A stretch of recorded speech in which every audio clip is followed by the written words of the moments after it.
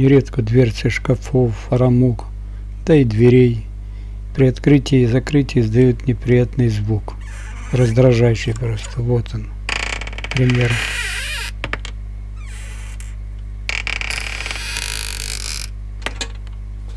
Преодолеть это очень просто.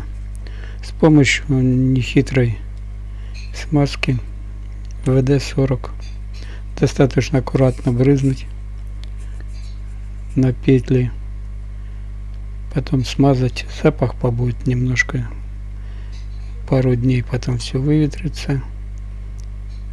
Но зато, да, немножко переборщил, но зато скрипа не будет. Проверим.